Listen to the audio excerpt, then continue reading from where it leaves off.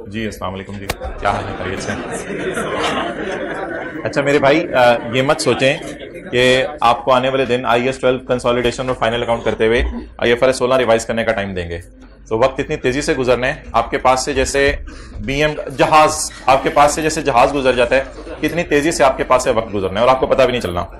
और दूसरा ये भी सुन लें कि जब ईद के बाद जो है हम IAS 12 शुरू करेंगे और अगले टॉपिक शुरू करेंगे तो IFRS 16 आपको रिवाइज करने का टाइम नहीं मिलेगा। तो IFRS 16 जितना भी रिवाइज करना है, ये 5 दिन लकीली अल्लाह की तरफ से आ गए हैं। ये ऐसे जबरदस्त दिन आए हैं 5, इन 5 दिनों के अंदर आप सारा IFRS 16 रिवाइज कर सकते हैं। और अगर आपको मेरी बातों पर यकीन नहीं आता तो क्लास के बाद चले जाएं किसी सीनियर के पास जिसने पिछली दफा FAR 2 पढ़ा है, तो उससे पूछें यार अगले टॉपिक्स तो माशाल्लाह हल्के फुल्के होंगे, तो ये टॉपिक्स इंशाल्लाह मैं उनके साथ साथ कर लूंगा, तो जो चपेट पड़ेगी उसका निशान मुझे लाके दिखाइएगा। पता नहीं किन चक्रों में हैं, कहां लगे हुए हैं। अच्छा, होमवर्क के सवालों में अगर कोई मसला आया तो वो आप में मसला है, वो होमवर्क के सवालों में मसला नहीं है, वो ऐसे डिस्कस करने वाली चीज नहीं है। और अगर नहीं किया तो ऑब्वियसली फिर कंपनी जिम्मेदार नहीं, कंपनी तो होमवर्क करने वाले की जिम्मेदार नहीं है। CA में होमवर्क कंपनी ने अब जिम्मेदारी लेना छोड़ दी हुई है किसी भी चीज की। निकालें आप ऑपरेटिंग लीज। ऑपरेटिंग लीज की थोड़ी थ्योरी है, वो जरा पेज नंबर 59 जी। वो छोड़ो, वो काट दो। अच्छा, operating lease in the financial statements of Lesi या लेसर ऑपरेटिंग लीज होती ही, ये पेज नंबर देख लें कौन सा, 58। खुदा दा खौफ करो, अगले सफे थे 59। अच्छा जी, operating lease in the financial statements of lessor. Operating lease का तस्वुर किसके लिए है? जी जी जी, सी क्लास है, आ जाए। Operating lease in the financial statements of laser.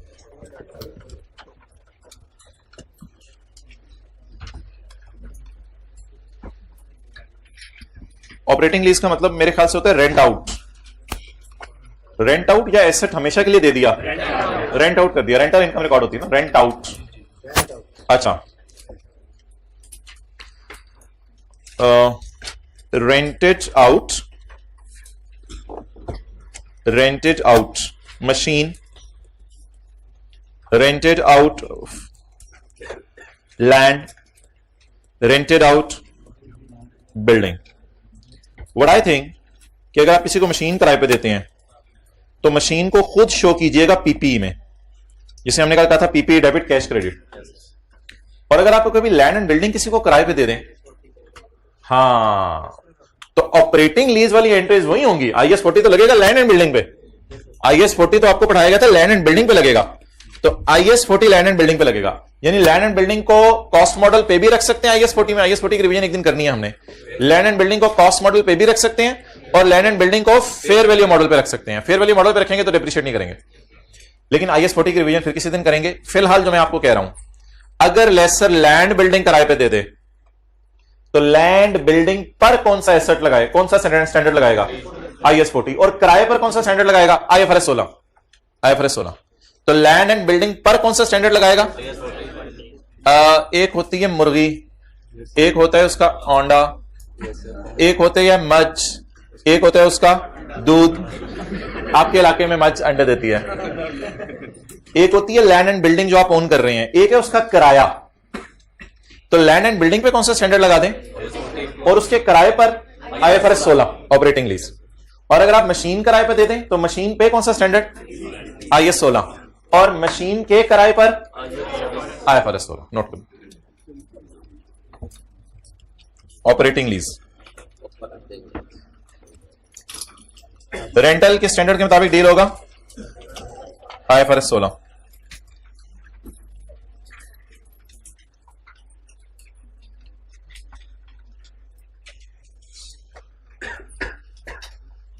I have very dangerous plans. If you will listen these plans, you will die। ज्यादा हो जाएगी, die हो गए तो फिर तो मसला ही खत्म। फिर क्या मसला है? फिर तो रिलैक्स हो जाओगे। You will get बेहोश। Probably from coming Monday we will start IAS 21 and we will put a pause on lease so that Monday, Tuesday, Wednesday और ईद के बाद जो 2 दिन है उनमें जो हजरात छुट्टी करें उनका IAS 21 पूरा रगड़ा जाए, सब फारग हो जाए। So that are the very beautiful plans. फिर लीज को रिज्यूम करेंगे ईद के बाद।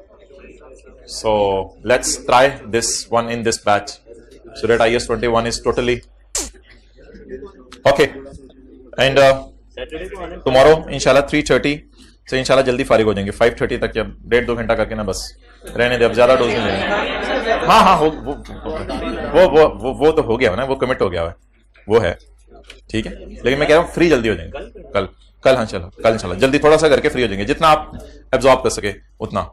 आप शुरू में ही ना बोल देना।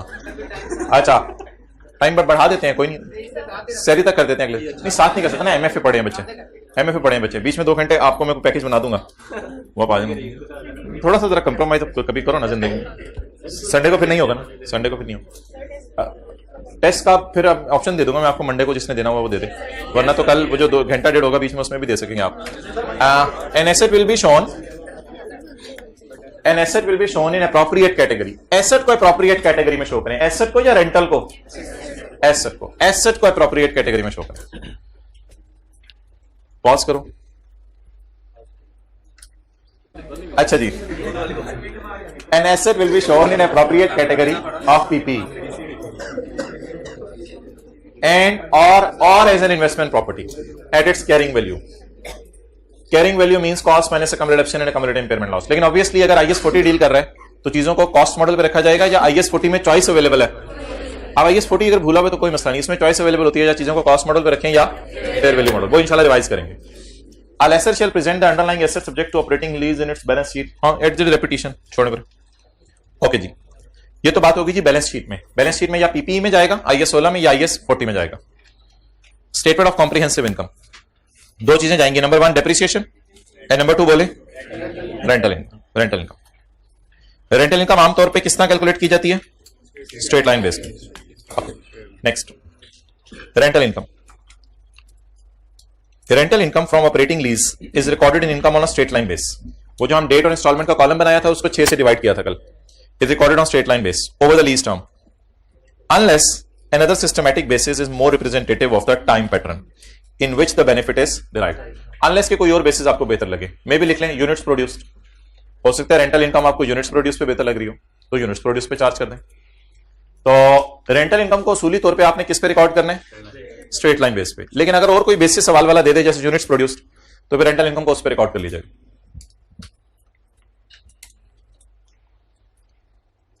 यूनिट्स प्रोड्यूस कैसे होगा?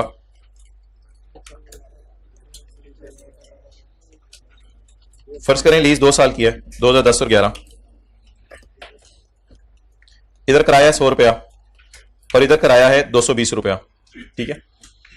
यूनिट्स, मेरा ख्याल है इस साल मशीन ज्यादा चलेगी और मशीन बनाएगी 50 यूनिट्स। मशीन क्या बनाएगी? 50 यूनिट्स, लिख दिया लेफ्ट पे यूनिट्स। और इस साल मशीन, और ये ऊपर हमने क्या लिखा है? रेंट। और अगले साल मशीन कम चलेगी और ये बनाएगी 30 यूनिट्स, लेकिन किराया हमने किसी भी वजह से ये एग्री किया हुआ है। अब मुझे आप दोनों बेसिस पे बता दें, स्ट्रेट लाइन बेस पे रेंटल इनकम क्या बनेगी और यूनिट्स प्रोड्यूस्ड पे। ओके, क्या गिवन है? आया। मैं आपसे क्या पूछना चाह रहा हूं? कमाया। क्या गिवन है? आया। मैं पूछना चाह रहा हूं कमाया। ये तो आसान है ना, पुराना ये वाला तो आता है ना आपको, 320। रेंटल इनकम बता दें, 160, 2 से डिवाइड करके। That is rental income is recorded on, बोलें straight line base. But if I insist you and request you to use a unit produce method, so that will be a bit मजे की calculation. 2010 and 2011। अच्छा जी, अब आप मुझे ये बताएं कि किराया कितना? 100 का, और किराया कितना? 220 का। यूनिट्स कितने पहले साल? कोई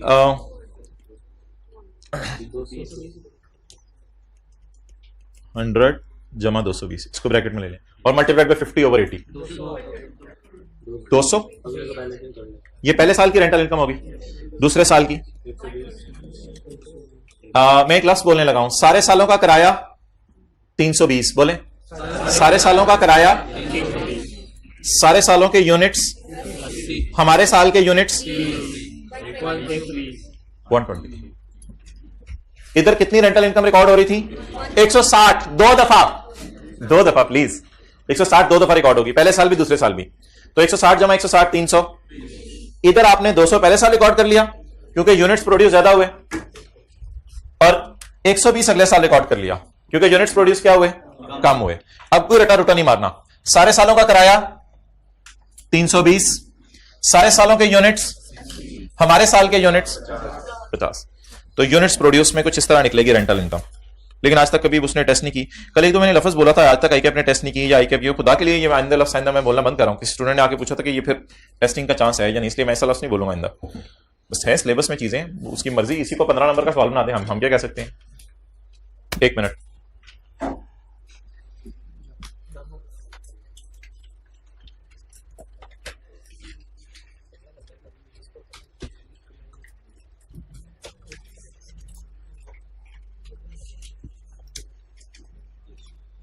ये जो ताकरात को आप मगरिब इशा से पहले पहले होमवर्क समेट लेते हैं, वो तो अच्छा करते हैं।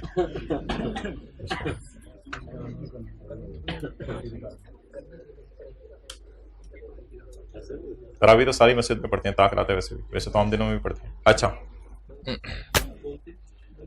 ओके, चोलें किस नुकरे दुनिया की, उधर क्या करेंगे, ना बंदा होगा ना बंदे की दात होगी।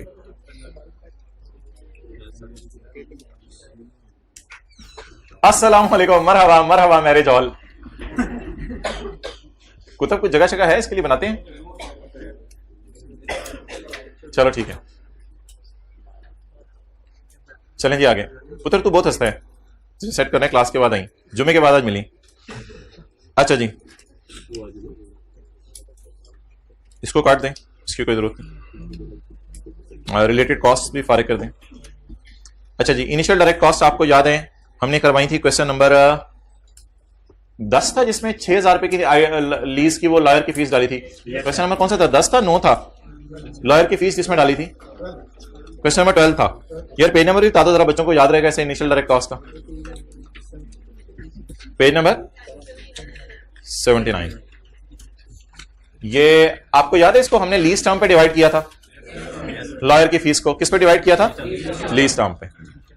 तो इनिशियल डायरेक्ट कॉस्ट, मिसाल के तौर पे लॉयर का fees, initial direct cost incurred by lessor in negotiating and arranging and operating lease are added to the carrying amount of lease asset. हमने ऐड कोई नहीं है, जाके देखना सवाल याद आ जाएगा, कोई सी मुश्किल नहीं। And recorded as an expense over the lease term, lease term पे इसको खर्चे में डालना है। हमने 3 साल पे डिवाइड किया था उसको, 6 साल पे, 3 साल पे, परसों की क्लास है। जैसे कि लीज इनकम को आपने 3 सालों पे इनकम में डाला है, वैसे ही खर्चे को भी। Depreciation policy for depreciable assets must be consistent with the lessor's normal depreciation policy for similar assets and calculated in accordance with IAS 16 and IAS 38। हो सकता है आप लीज के ऊपर कोई इंटेंजिबल ले लें, जैसे टेंजिबल्स लीज पे लिए जाते हैं। Impairment loss, a lessor shall apply IAS 36 to determine whether an underlying asset मिसाल वही जो PPE है, subject to lease is impaired, और फिर उसके impairment loss कैलकुलेट करें। ये एक नोट लिखा हुआ है, इसको छोड़ने को मेरे ख्याल से तो कुछ भी नहीं हमने यहां के सीखा। 2 चीजें सीखी हैं, एक ये IAS 16 और IAS 40 वाली बात सीखी है, और वो यूनिट्स प्रोड्यूस वाली बात, भाई 2 बातें सीखी हैं, बाकी तो पता थी ऑलरेडी। ये यार डिस्क्लोजर्स देख लें आज जरा, ऑपरेटिंग लीज के डिस्क्लोजर्स, वो जो हमने नोट बनाया था मैच्योरिटी एनालिसिस वाला कल, ये डिस्क्लोजर्स हैं।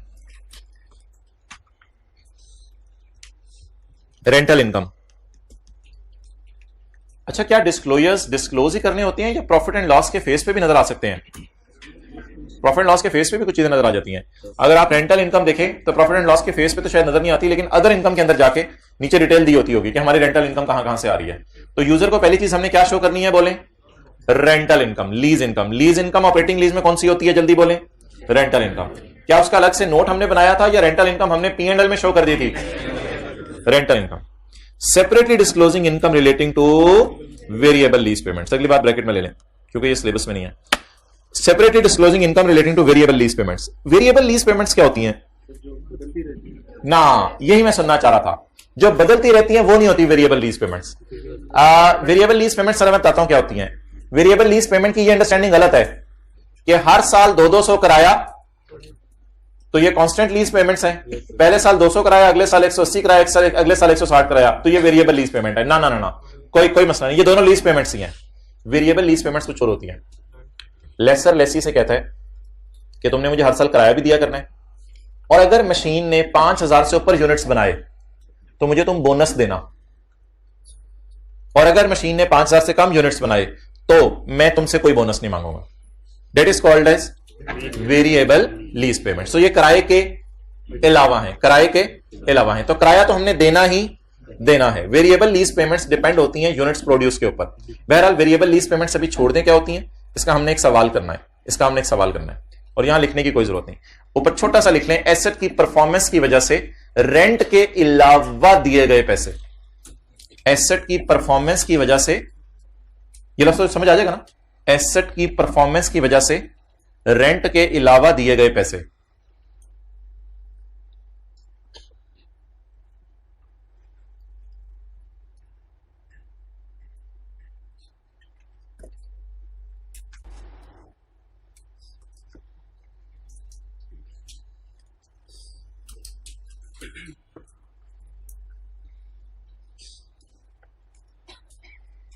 ओके,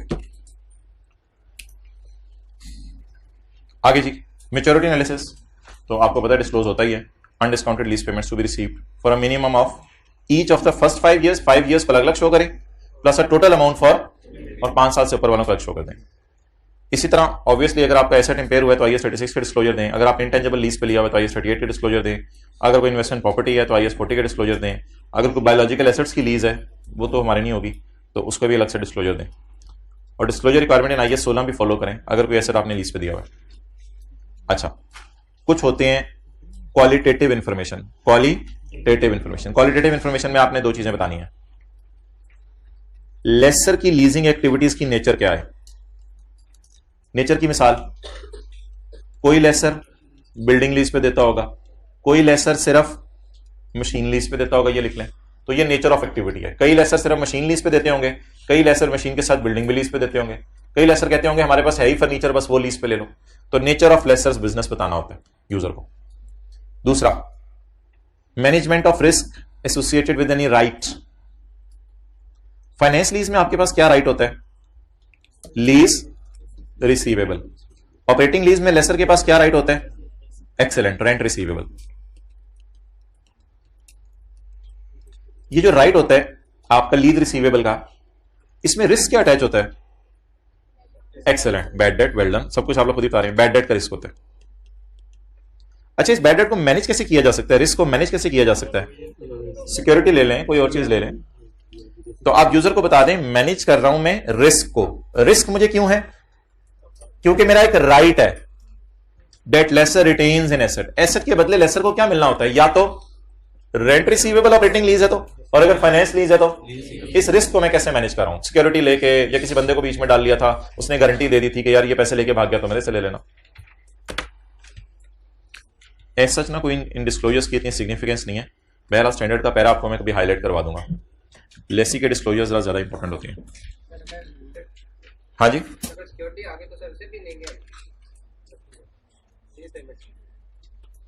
वो मैंने करवानी है, अभी करवाऊंगा। अच्छा जी, आज हम लेसी के एंगल से लीज को दोबारा देखने लगे हैं, लेकिन आज हम राइट ऑफ यूज और लीज लाइबिलिटी रिकॉर्ड नहीं करेंगे। जैसे लेसर 5 सवाल पूछता है लीज से, ऐसे लेसी भी लीज को बिल्कुल डिफरेंट एंगल से देखता है। बहुत बड़ा बम फटा है आपके ऊपर, लेसी भी लीज को डिफरेंट एंगल से देखता है। जब लीज शुरू होती है तो लेसी ये सवाल नहीं पूछता कि मेरे पास परचेज ऑप्शन है या नहीं, ओनरशिप ट्रांसफर होनी है या नहीं, PV of LP divided by fair value करो 90% आ रहा है या नहीं, लेसी इन चक्रों में नहीं पड़ता। ये पुराना स्टैंडर्ड था, पुराने स्टैंडर्ड में लेसी और लेसर फाइनेंस और ऑपरेटिंग लीज करते थे। नया स्टैंडर्ड कहता है कि सिर्फ लेसर की 2 लीजेज हैं, एक लीज है फाइनेंस और एक है ऑपरेटिंग। लेसी की कोई 2 लीज नहीं है, लेसी की कोई 2 लीज नहीं है, लेसी की एक ही लीज है, वही लीज नहीं, फाइनेंस, लेसी के लिए कोई लफ्ज़ उसने यूज नहीं किया, लेसी के लिए वही राइट ऑफ यूज डेबिट और लीज लायबिलिटी क्रेडिट वाली लीज। अच्छा, ये डायग्राम है, ये मैं आज के नोट्स में अटैच कर दूंगा, लेकिन आपको अभी मैं सिर्फ इसको जो है वो क्या कहते हैं, सिर्फ शो कर रहा हूं। अगर आपने शुरू वाली क्लासें ली हुई हैं, बिल्कुल शुरू वाली, तो लेसी नॉर्मली, मैं पहली 4-5 क्लासों की बात कर रहा हूं, लेसी नॉर्मली डेप्रिसिएशन रिकॉर्ड करता था, ये वही है जो हमारी समरीज हैं, लेकिन आज जरा डिफरेंट तरीके से मैंने बना के लाया हूं। लेसी डेप्रिसिएशन रिकॉर्ड करता था और इंटरेस्ट कहां पर, और बैलेंस शीट में lessee right of use, lease liability और इंटरेस्ट पेबल। लेकिन लेसर में देखें entire all together different story थी। लेसर में हम कितने टेस्ट लगाते हैं? 5 टेस्ट। उसके बाद डिसाइड करते हैं कि तुम एसेट को किताबों में ना रखो, इसका नाम होता है। तुम एसेट को किताबों में रखो, इसका नाम क्या होता है? Operating lease. ये किसके जूते पहन के डिस्कशन हो रही है? लेसर के। और जो फाइनेंस लीज है वो क्योंकि हमने 3 दिन पहले की पढ़ी हुई है, तो उसमें आपको याद होगा इंटरेस्ट एक्सपेंस की जगह इंटरेस्ट इनकम आती है, लीज लायबिलिटी की जगह लीज, इंटरेस्ट पेएबल की जगह इंटरेस्ट रिसीवेबल आता है। और 2 दिन से जो हम अकाउंटिंग कर रहे हैं, जो कल घर में किया है, that is operating lease.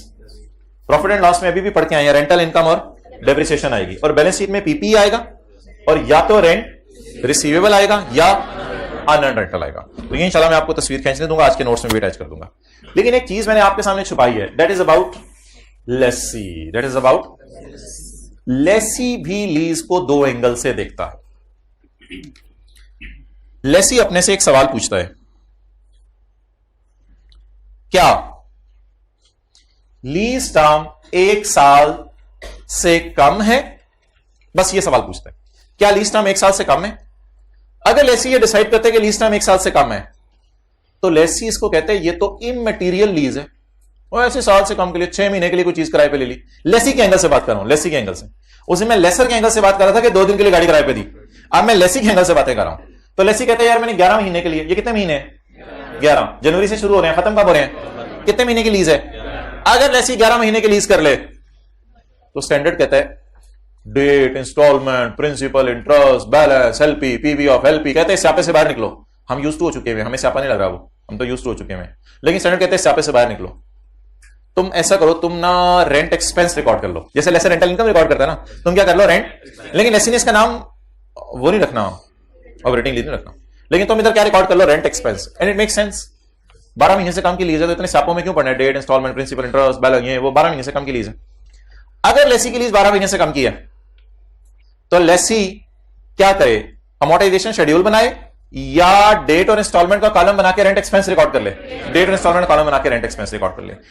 Luckily ये लेसर की ऑपरेटिंग लीज से इसकी अकाउंटिंग मिलती जुलती है, लकीली, इत्तफाकन, वो हमारे लिए एक गनीमत नेमत की बात होगी। या आपका एसेट लो वैल्यू है, या लेसी आपका एसेट क्या है? अब लो वैल्यू एसेट हमने नहीं बताना, वो स्टैंडर्ड ने बता दिए। लो वैल्यू एसेट में स्टैंडर्ड ने एग्जांपल्स दिए मोबाइल्स की, कंप्यूटर्स को भी लो वैल्यू कह दिया उसने फर्नीचर को भी लो वैल्यू कह दिया, उसने लैपटॉप्स को और टैबलेट्स को, इन चीजों को भी लो वैल्यू एसेट कह दिया। स्टैंडर्ड कहता है ये चीजें मेरी नजर में क्या है? Low value. ऑब्वियसली ये जो प्रोजेक्टर लगा हुआ है जिससे ये स्क्रीन थ्रो हो रही है, ये तो कहीं ज्यादा लैपटॉप से भी सस्ता होना है। 2 लाख का तो लैपटॉप आ रहा है, 3 लाख का तो ये जो है वो 70-80 हजार का आता है, तो ये भी लो वैल्यू हो गया। तो टेलीफोन सिस्टम्स है, यहां नहीं बनाए हुए मैंने, अभी मैं एग्जांपल दूंगा। टेलीफोन है, आपने बाय किया है, ऑब्वियसली अगर मोबाइल लो वैल्यू है, तो जो लैंडलाइन टेलीफोन बाय किया वो तो ऑब्वियसली क्या है? Low value. अगर आपने लो वैल्यू एसेट बाय कर लिया है, तो स्टैंडर्ड कहते हैं मैं आपको एक ऑप्शन दे रहा हूं, ऑप्शन कि आप date, instalment, principal, interest, balance का कॉलम और एलपी, पीवी ऑफ एलपी का कॉलम ना बनाओ। आप इन चक्रों से बाहर आ जाओ। आप क्या रिकॉर्ड कर लो? Rent expense. आप क्या कर लो? रेंट एक्सपेंस रिकॉर्ड कर लो। लेकिन शॉर्ट टर्म लीज के केस में 12 महीने से कम, और लो वैल्यू एसेट के केस में सस्ता एसेट, इन दोनों में से कोई एक बात भी पूरी हो जाए, या तो आपने कोई एसेट लिया हो 12 महीने से कम, या लो वैल्यू एसेट हो, दोनों में से कोई एक बात भी हो जाए, दोनों में, ये कोई शरायत नहीं है यस नो, ये कोई शरायत नहीं है, इस तरह नहीं चलना। बस स्टैंडर्ड ने सवाल पूछा, यार क्या लेके आया लीज पे? भाईजान कैलकुलेटर लेके आया लीज पे। शर्मिंदा ही किया तूने, कितना रुपया किराया? 10 रुपए किराया महीने का एग्री हुआ है। तो स्टैंडर्ड ने कहा लो वैल्यू एसेट है, लो वैल्यू एसेट है, ठीक है जी। क्या लेके आया लीज पे? जी मोटरसाइकिल, घूम मोटरसाइकिल लीज पे लेके आया। अच्छा मोटरसाइकिल लीज पे लेके आया, कितने अर्से के लिए? 4 महीने के लिए। कहता है शर्मिंदा ही किया तूने। ये कौन सी लीज है? शॉर्ट टर्म लीज है। तो या शॉर्ट टर्म लीज या लो वैल्यू एसेट। एक और बम फटने लगा, आपके पास चॉइस है कि आप सिंपल अप्रोच यूज कर लें। सिंपल अप्रोच क्या मतलब? आपके पास चॉइस है कि आप सिंपल अप्रोच यूज कर लें। अगर आप इस लीज में सिंपल अप्रोच यूज नहीं करना चाहते, तो बनाएं फिर date, instalment, principal, interest, balance column. कहते हैं वो मैं मना नहीं कर रहा, वो अगर आपको वो अकाउंटिंग पसंद है तो वो आप करें। और प्रैक्टिकली लोग वही अकाउंटिंग करते हैं जिंदगी में, याद रखिएगा, सिंपल अप्रोच की तरफ नहीं जाते। द रीजन इसके ऑलरेडी उनके अकाउंटिंग मॉडल्स माइक्रोसॉफ्ट एक्सेल के अंदर, कंप्यूटर के अंदर ऐसे बने होते हैं कि वो सारे फॉर्मेट्स ऑलरेडी बने होते हैं। तो वो कहते हैं इन चक्रों में, सिंपल अप्रोच के जाने के चक्रों में कोई और स्यापा करना पड़ेगा, सब कुछ बना हुआ, जब सारे एसेट उस मॉडल में हैं तो इन एसेट्स को भी उसी पे जाने दो। लेकिन फाइनेंस और ऑपरेटिंग लीज में चॉइस नहीं थी, उधर मैंडेटरी था। अगर 5 सवालों का जवाब क्या आ गया है, नो, तो आपने क्या करना है। अब आप ये नहीं कहते मैं फाइनेंस की तरफ जा रहा हूं, भाईजान जुत्ते मार के वापस ले आओ इसको। लेकिन अगर एक बंदे ने 12 महीने से, अस्सलाम वालेकुम मेरी क्लास हो रही है, लेकिन अगर एक बंदे ने 12 महीने से कम के लिए एसेट किराए पे लिया है, दिया है नहीं, वो तो लेसर की अकाउंटिंग है। एक बंदे ने 12 महीने से कम के लिए एसेट किराए पे लिया है, इसके पास 2 चॉइसेस हैं। एक चॉइस ये है कि पुराना मॉडल लगाए, इधर भी लगा सकते हैं, 4 महीने की लीज है, पागलों की तरह लगा रहे, 4-4 महीने का किराया 1-1 महीना करके देने, डेट, इंस्टॉलमेंट, प्रिंसिपल, 4 महीनों के प्रेजेंट वैल्यू निकाल रहा हो, कर सकते हैं, कोई मसला नहीं, करे। ये वाला ऑप्शन आपके पास अवेलेबल है। तो अगर आपकी लीज कौन सी है, शॉर्ट टर्म, या आपकी लीज, तो आपके पास पुराना मॉडल भी अवेलेबल, लेकिन स्टैंडर्ड कहता है लो वैल्यू एसेट और शॉर्ट टर्म लीज के केस में, लो वैल्यू एसेट और शॉर्ट टर्म लीज के केस में आपके पास से क्या अवेलेबल है, चॉइस अवेलेबल है, जिसमें आप कौन सी अप्रोच फॉलो करें, सिंपल अप्रोच फॉलो करें। उसमें फिर आप क्या रिकॉर्ड करेंगे, इंटरेस्ट और डेप्रिसिएशन या rent expense, rent expense record करेंगे। अब मेरा नहीं ख्याल इसको नोट करने की जरूरत है, ऐसे ही आपने कोई तस्वीर खींचनी है शॉर्ट टर्म लीज की तो वो आप खींच लें, मैं कोशिश करूंगा चलो अटैच भी कर दूं, इतना सा करके एक अटैच कर दूंगा शॉर्ट टर्म लीज, छोड़े फिर क्या तस्वीर खींचनी है, और इतना सा एक तस्वीर करके अटैच कर दूंगा लो वैल्यू एसेट, बस छोड़े पर क्या तस्वीर खींचनी, और बड़ी तस्वीरें पड़ी हैं मोबाइल में। अच्छा, लेकिन अगेन इन दोनों में क्या अवेलेबल है, चॉइस अवेलेबल है। चलिए instead of going here and there इसका सवाल करें। Example number 8 that is on page number 49, that is on page number 49। मैं आपको 1 से 2 मिनट दे रहा हूं, आप लोग तीनों एसेट्स को पढ़ के डिसाइड कर लें कि कहां पे हम सिंपल अप्रोच लगा सकते हैं। Page number 49।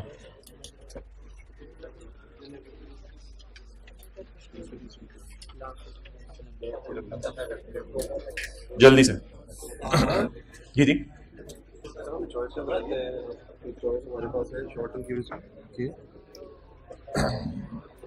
कि आप इसमें रेंट एक्सपेंस रिकॉर्ड कर लो, ये लिखो।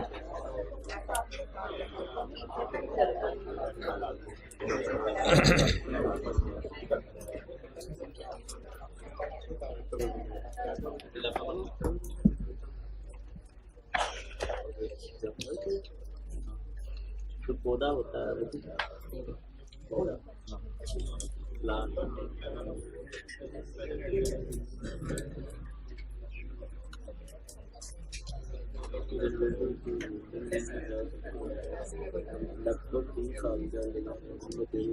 लेसर क्या करेगा,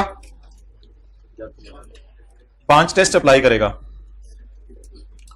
और डिसाइड करेगा, बोले लीज फाइनेंस है या ऑपरेटिंग है। लेसी क्या करेगा,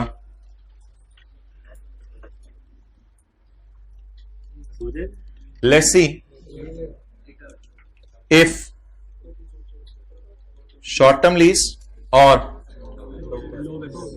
लो value asset, you can record rent expense. ये ऑप्शन ऑफ यू कैन यानी ये choice, you can record rent expense, बस कुछ ये कहने की मैं कोशिश कर रहा था काफी देर से, तो नोट कर लें। Short term lease low value asset you can record rent expense, otherwise बोलें अदरवाइज पुरानी अप्रोच क्या होती है, राइट ऑफ यूज और लीज लायबिलिटी, ये असल में बात है।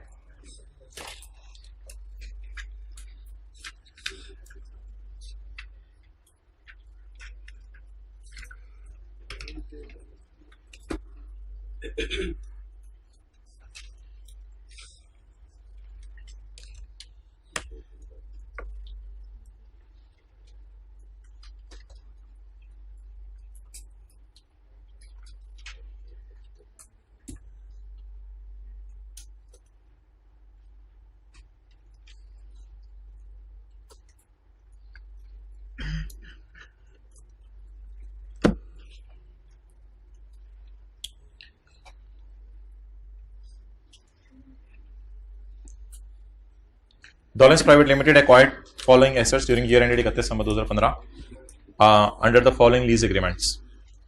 प्लांट वो तस्वीरों में आपको नजर आया जो भी मैंने तस्वीरें दिखाई हैं। प्लांट कोई लो वैल्यू एसेट है? नहीं। अच्छा, लीज प्लांट की 3 साल की है। नामे अभी नामे खाकी, यानी नामे बोले नामे शॉर्ट टर्म नामे लो वैल्यू। तो छात्र से पूछे फिर मैं की पुरानी अप्रोच, इसको पुरानी अप्रोच से चलेंगे क्योंकि शॉर्ट टर्म क्यों नहीं है, साल से ज्यादा है। सर बड़ी बात बताइए। तो लो वैल्यू क्यों नहीं है, प्लांट है, प्लांट, इसलिए क्या नहीं है, लो वैल्यू। ओके, पुरानी अप्रोच, आगे चले। पुरानी अप्रोच क्या होती है, आरओयू और लीज लाइबिलिटी और P&L में इंटरेस्ट और डेप्रिसिएशन। ये लैपटॉप होता है, ये लैपटॉप ही होती है, लैपटॉप लो वैल्यू। और लैपटॉप मतलब ऐसे ही खरीद लेते हैं आज की में। लैपटॉप कौन सा एसेट है जी, बोले अभी लिस्ट दिखाई आपको, लो वैल्यू, अभी डायग्राम दिखाई है, लो वैल्यू। अच्छा, फिर इससे फर्क नहीं पड़ता 3 साल है या है। मैंने कहा दोनों में से कोई एक बात भी पूरी हो जाए तो बोले जी इसका नाम क्या है, लो वैल्यू एसेट।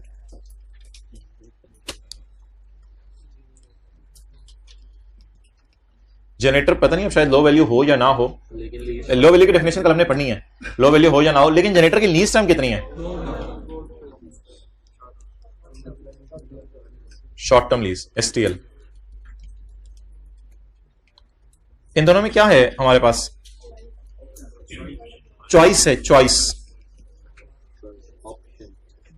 चॉइस है कि मैं ऑप्ट कर लूं क्या, नई अप्रोच। नहीं, पुरानी तो करनी है ना, नई की चॉइस अवेलेबल है, इस तरह कहो मेरे पास चॉइस है कि ऑप्ट कर लो नई अप्रोच। फायदा क्या होगा उसका कि मैं P&L में क्या शो करूंगा, रेंट एक्सपेंस। ये नोट कर लें, सारा कॉन्सेप्ट यहां कवर हो गया अगर इसी तरह आप नोट करते हैं तो कौन सी अप्रोच में ऑप्ट कर सकता हूं,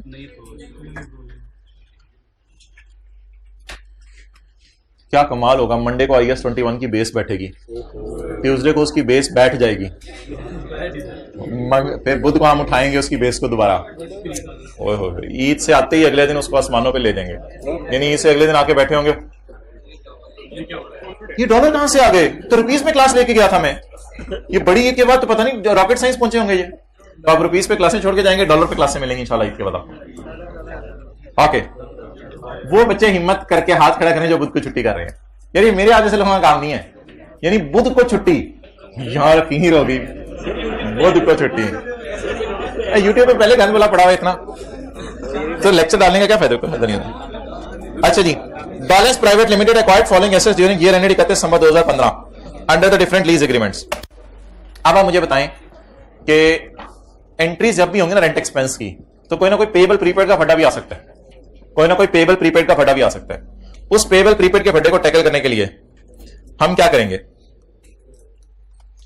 लेसर क्या लफ्ज यूज करा था, रेंटल इनकम, और बैलेंस शीट में क्या लफ्ज यूज करा था, रेंट रिसीवेबल या अनअर्न्ड। रेंट रिसीवेबल का मतलब है किराया लेने, अनअर्न्ड रेंटल का मतलब है किराया ज्यादा आ गया। और टी काउंट किसका बना रहा था, रेंट रिसीवेबल का, रेंट रिसीवेबल का बना था। और आया कमाया, ये मेथोडोलॉजी यूज करा था। So that was a story about lessor told by teacher. What about lessee guy? What about lessee? Tell. Rent expense. Lessee लफ्ज यूज करेगा रेंट एक्सपेंस। रेंट रिसीवेबल या रेंट पेएबल, रेंट पेएबल। भाईजान मेरा भी ऐसा mobile घर में पड़ा हुआ है जैसा आपका बोला है। अकाउंट बताएं, अकाउंट, रेंट एक्सपेंस अकाउंट तो नहीं please, rent payable account, rent payable. और वो नोट डाल देंगे for rent payable and rent prepaid we are using the word rent payable. For further details you can contact me after. Rent payable, what I feel is what you feel is what we feel. गया खर्च हुआ, गया। याद है rent account के अंदर इधर cash आता था बचपन में, रेंट में कैश इधर आता है, गया खर्च हुआ, और उधर आया कमाया। ये बरकत के लिए आपने जाके यहां अबू से लिखवाना है लेसर और लेसी। तस्वीर नहीं खींच, नोट करें। ये लीज ऑपरेटिंग लीज नहीं होगी, इसका कोई नाम नहीं होगा। ये एक चॉइस अवेलेबल है आपको, इस लीज का नाम ऑपरेटिंग लीज नहीं होगा लेसी के लिए।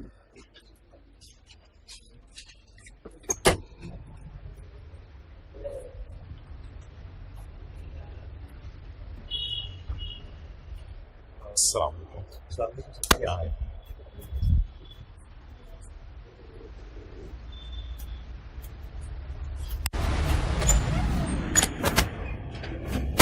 नोट मुझे बता दिया करें कौन कौन नोट नहीं कर रहा और कौन नहीं कर रहा नोट, बता दिया करें मुझे उधर वीडियो रिकॉर्ड।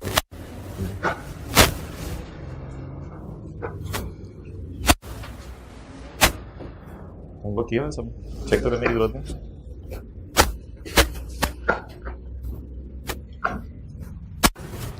किसी ने बुध को छुट्टी करनी हो तो हाथ खड़ा कर दें। बुध को छुट्टी आपने एक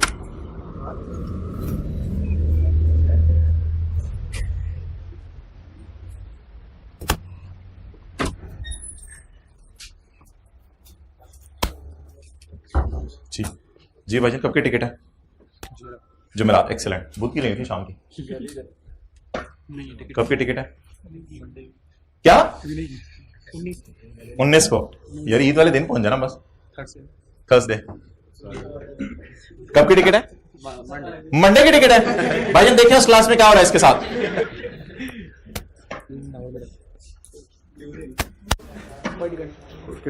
टिकट नहीं मिल रही, कोई टिकट क्या? लाहौर की शुक्र है। आपकी टिकट? अच्छा अच्छा।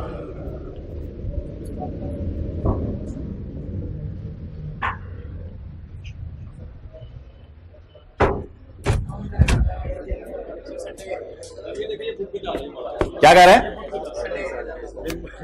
यार? बुध को दोपहर के बाद, दोपहर के बाद यार इसको एक कवर अरेंज करा दो तो नजर लग जाएगी।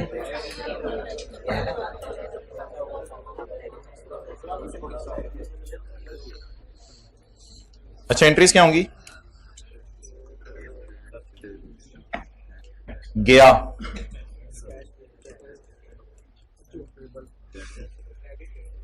अच्छा खर्चे की एंट्री क्या होती है? खर्चे की entry rent expense debit, rent payable credit. अच्छा वैसे ऐसा करें ये वाली एंट्री पहले पढ़े वो बाद में पढ़े, फिर शायद आपको याद रहे आसानी से। खर्चा मैंने पे करना है, rent expense debit, rent payable. खर्चा मैंने पे कर दिया, rent payable debit, cash credit. अच्छा वो मैं पता है कैश की एंट्री क्यों पहले लिखता हूँ, कभी एडवांस का सवाल आ जाता है ना, इस वजह से एक रिदम बनाया हमने, कैश की एंट्री पहले लिख देते हैं। वरना असूली तौर पे तो कैश की एंट्री जीप सर कई दफा लगता है पहले लिखते हुए, बट नो प्रॉब्लम, और बहुत से जीप से काम हम करते हैं। ये कर लिया तो क्या हुआ? अच्छा तो बताएं जी क्या एंट्रीज होंगी? एंट्री की तरतीब यही होनी चाहिए, लेकिन याद उल्टी करने आसान हो जाएगी। रेंट एक्सपेंस डेबिट और रेंट पेबल क्रेडिट, और जब पे कर दिया payable debit, cash credit. Okay अब इस पहली चीज की मैं अकाउंटिंग नहीं कर रहा, वो जो प्लांट है मेरा, क्योंकि प्लांट की अकाउंटिंग नॉर्मल तरीके से होनी है। तो अच्छा आप सवाल की रिक्वायरमेंट में से आप मुझे कोई चीज बताएं हाथ खड़ा करके। जी बताओ, सवाल की रिक्वायरमेंट में से कोई चीज बताएं हाथ खड़ा करके। जी नहीं जी, और जर्नल एंट्रीज, और अच्छा स्टेटमेंट कॉम्प्रिहेंसिव इनकम लिख दीजिएगा, किताब में गलती सही कर दो।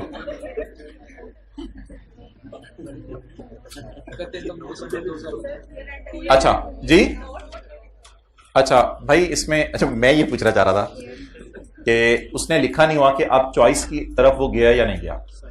उई ये तो हमें बता सकता था, बता सकता था। उसने इस रिक्वायरमेंट में ये नहीं लिखा हुआ कि उसने चॉइस ऑप्ट की है, या चॉइसेस तो दोनों वो पुरानी वाले मेथोडोलॉजी भी अवेलेबल है, लेकिन मेरे ख्याल से हम अज्यूम कर लेते हैं कि वो चॉइस ऑप्ट कर रहा है ताकि हम वो नई मेथोडोलॉजी की काउंटिंग सीख लें, और अगर पुरानी करनी है तो फिर तो टाइम भी ज़ाया होगा हमारा। तो इसलिए सोल्यूशन के अंदर पहली चीज लिखें, I assume lessee has opted for, नहीं न्यू अप्रोच कोई लफ्ज नहीं है, वो मैं बताऊंगा क्या. I assume lessee has opted for simplified approach. New approach नहीं, इसका नाम है simplified approach. I assume lessee has opted for simplified approach for short term lease and low value asset. I assume that lessee has opted for simplified approach for short term lease and low value asset.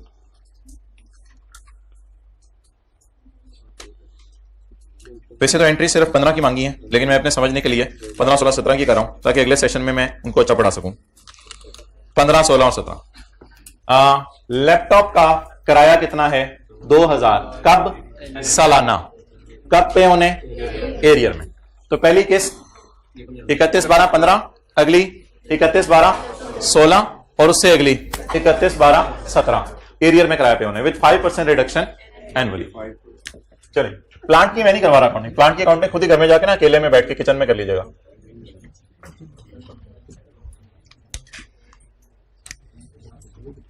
कितने लोगों ने जरा अफ्तारी पे control कर लिया है? एक मुनासिब खाते हैं, मुनासिब अफ्तारी प्लस खाना, सब मुनासिब. खाया ही नहीं जाता, इतना पी पी के बबलू बन जाते हैं कि जी. किराया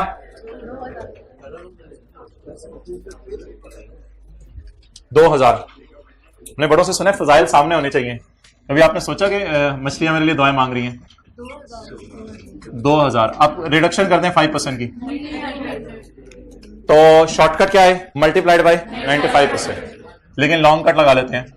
2000 माइनस 5% ऑफ 2000.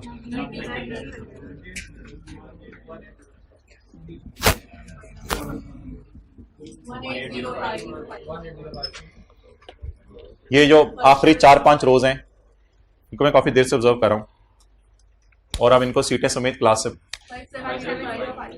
5705. चलें जी, अब काम वही करना है. आप रेंट एक्सपेंस रिकॉर्ड करें स्ट्रेट लाइन बेस पे. करना स्ट्रेट लाइन पे ही है, करना स्ट्रेट लाइन पे ही है. वो झटका अप्रोच नहीं. सादा एंट्रीज क्या हो सकती हैं? फर्क किस्म की. Rent debit cash credit, rent debit cash credit, rent debit cash credit, चपेट डेबिट चपेट क्रेडिट. ये क्या बात हुई? ये क्या एंट्री है? Rent debit cash credit. बड़े हो गए, बी प्रोफेशनल. पहले रेंट एक्सपेंस तो निकाले ना. तो इधर क्या लिखो? Rental income, rent expense. Rent expense कितने साल की लीज है? 3 साल की. तो 3 किराए बन रहे हैं. अगर 6 किराए होते तो 6 से डिवाइड कर देते. 7 किराए होते 7 से जी. 57,190.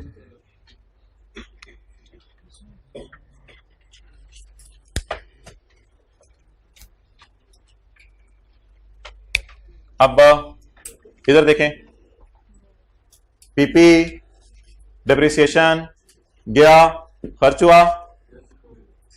देखें इधर, पीपी डिप्रिसिएशन गया, खर्च हुआ. जो ऐसे ऐसे कर रहे हैं उसका मुंह पकड़ के ऐसे ऐसे करें उसको. भाई एसेट आपने खरीदा तो नहीं ना, आपने तो किराए पे लिया है. वो लेसर ने तो खरीद के किराए पे दिया था. तो अब एंट्रीज एसेट के खरीदने के डिडक्शन की नहीं होंगी, सिर्फ गया और खर्च हुआ, गया और खर्च हुआ. ईयर एंड बोलें.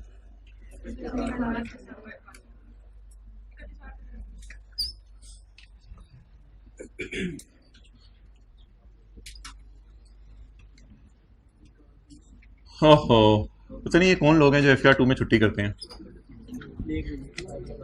ये मेरे आप में से नहीं हो सकते, कोई और ही लोग हैं.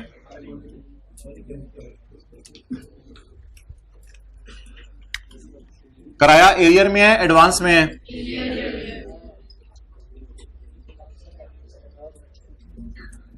ये लास्ट 4-5 रोज प्लीज.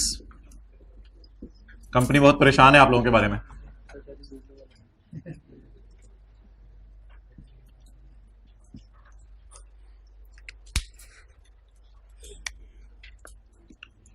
अच्छा, वो अगर आपको आदत है कि पहले मैं एक्सपेंस की एंट्री करूंगा फिर पे करूंगा, वो आपकी मर्जी है. लेकिन मुझे आप सिंपली एक काम करवा दें, मुझे गया में बता दें क्या लिखूंगा मैं? कैश. और खर्च हुआ में? Rent expense. बाकी वो कोई अकाउंट बीच में ले आएंगे जिससे ये चीजें ऑटोमेटिकली सेटल हो जाए। जी गया कितना और खर्चा 190 गया कितना खर्चा गया खर्चा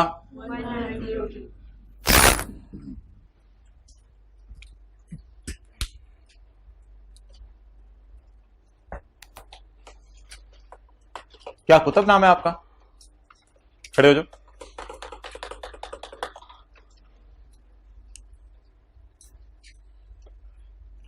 आपको पहले साल पेबल लग रहा है प्रीपेड लग रहा है? पेबल लग रहा है प्रीपेड लग रहा है?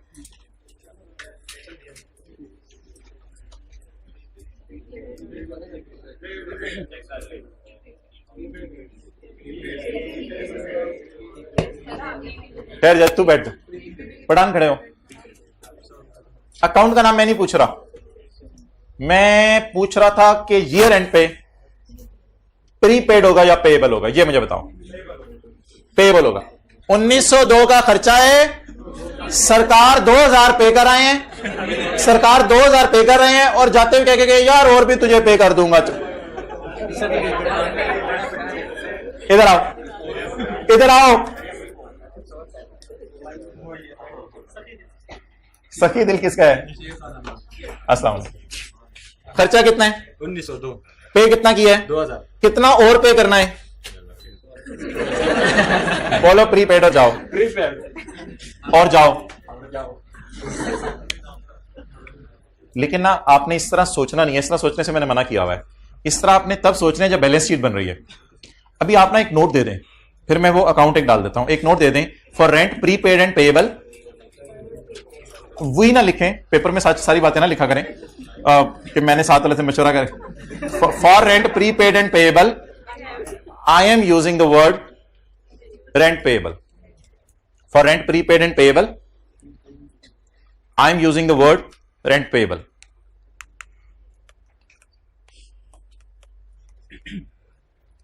चलिए जी, अब बारिश कर दें रेंट पेएबल अकाउंट की।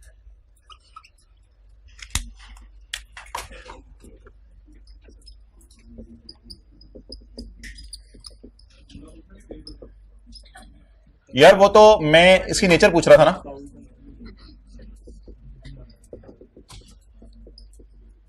मैं तो इससे कॉन्सेप्चुअल सवाल पूछ रहा था। ओके गाय,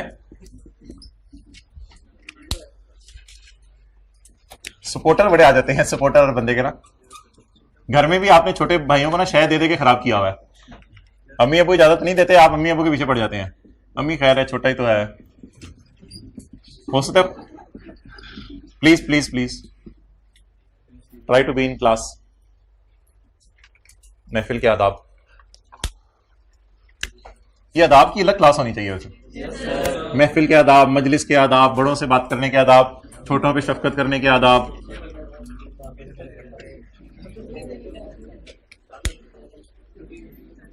ईदी देने के आदाब, लेने के आदाब। अच्छा, आप मोहतरम मुझे ये बता दें कि अब आप मुझे,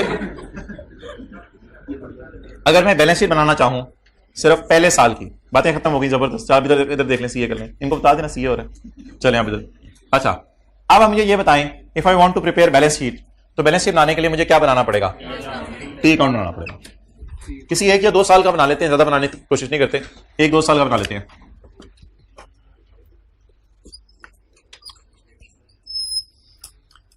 याद रख रहे हैं आप लोगों ने, एंट्री होती थी एक्सपेंस डेबिट पेएबल क्रेडिट। ये क्रेडिट टाइप अकाउंट है, परचेज डेबिट क्रेडिट क्रेडिट। तो रेंट पेएबल का अकाउंट खोलने की जरूरत नहीं है, आप सिर्फ वो काम करें, खर्चा और गया। जी बता दें पहले साल खर्चा कितना? 1902 और 2000। तो हम इस तरतीब से लिखते हैं, गया और खर्च हुआ।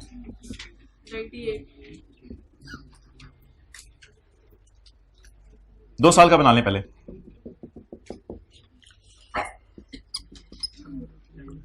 गया, खर्च हुआ। नीचे कमिंग क्या है? अच्छा, गया और खर्च हुआ।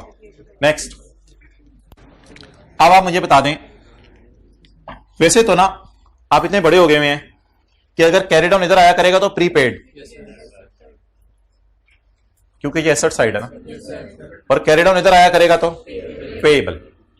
लेकिन ये बात अपनी जगह, थोड़ा सा पहले साल लॉजिक पे भी सोच ले कि मेरा खर्चा हुआ है 1902 और मैं पे कर रहा हूं जज्बात में ज्यादा, तो what should be my balance. लेकिन बड़ा सा लिखें, it is a current asset, it is prepaid. जी 98।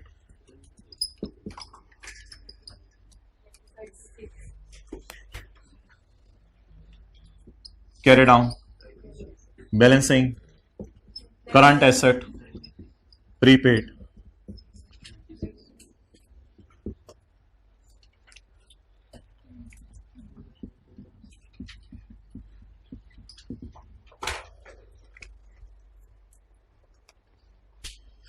जल्दी नोट करें।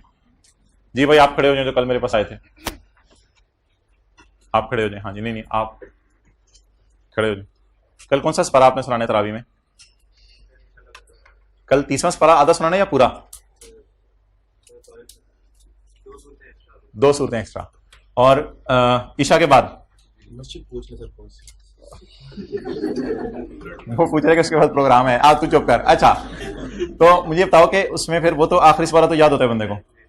तो आप मेरे से कल आए थे कि मैंने सैटरडे को छुट्टी, वो मुझे समझ नहीं आई थी बातें, नहीं मैं घर जाके सोचता रहा। सैटरडे को तो पूरा दिन आ जाओगे ना, इन्हीं सुबह वाली भी ले लोगे, दोपहर वाली भी ले लोगे, मगरिब से इशा रिवाइज हो जाएगा स्पारा। वो तो करवा दूंगा आपको, वो ठीक है, लेकिन मगरिब से इशा रिवाइज हो जाएगा, हो जाएगा।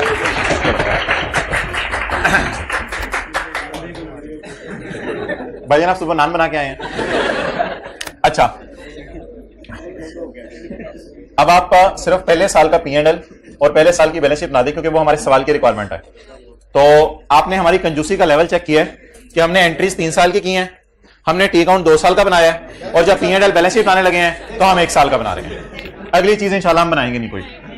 अच्छा जी, profit and loss balance sheet सिर्फ किस साल की? 31/12/15 की।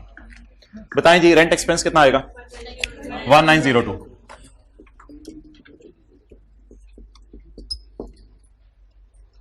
पता नहीं एक बच्चे ने कल कहां से नंबर लेके मेरे मोबाइल के ऊपर तस्वीर भेजी जिसमें टिकट के ऊपर लिखा हुआ था मंडे को जा रहा हूं शाम को।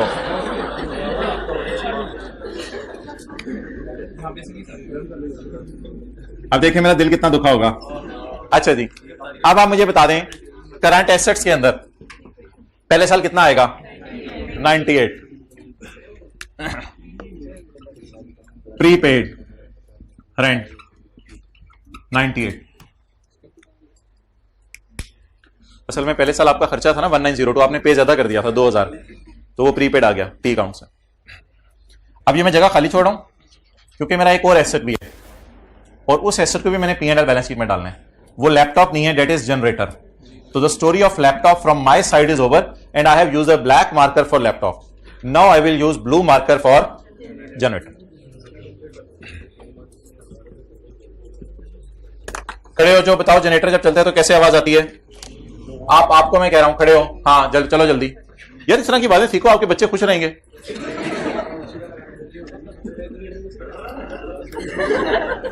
अच्छा जी, तो सर अब ये तो नहीं कहेंगे अपने बच्चों को ओहो मैंने सीए किया हुआ है, I try to be professional. Generator ji 1 जनवरी 15 को हमने लीज पे लिया है। किस महीने के लिए? मैं किस बोल रहा हूं, आप कितने बता रहे हैं? ये प्रोसेसर अपना सही करवाएं किसी दिन। जनवरी फरवरी के लिए।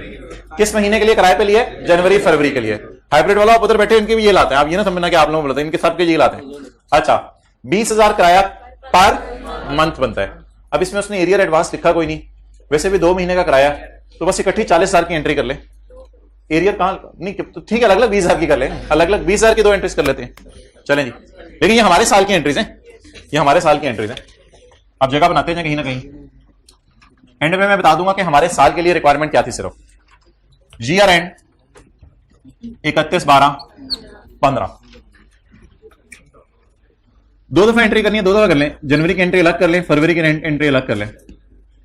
इसमें तो और कुछ करने की जरूरत भी नहीं, क्योंकि 1 साल से कम की लीज है। तो rent expense debit cash credit कितना? 20,000। इसमें कोई आया कमाया गया खर्च हुआ करने की जरूरत नहीं, क्योंकि 1 ही साल में लीज खत्म हो रही है। तो बस आगे चलें जी। Rent expense debit cash credit 20,000। P&L में ब्लू मार्कर से रेंट एक्सपेंस जनरेटर का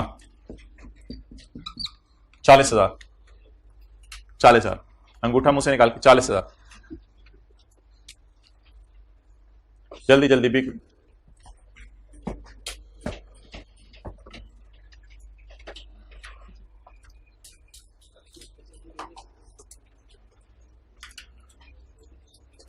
रोको जरा वीडियो।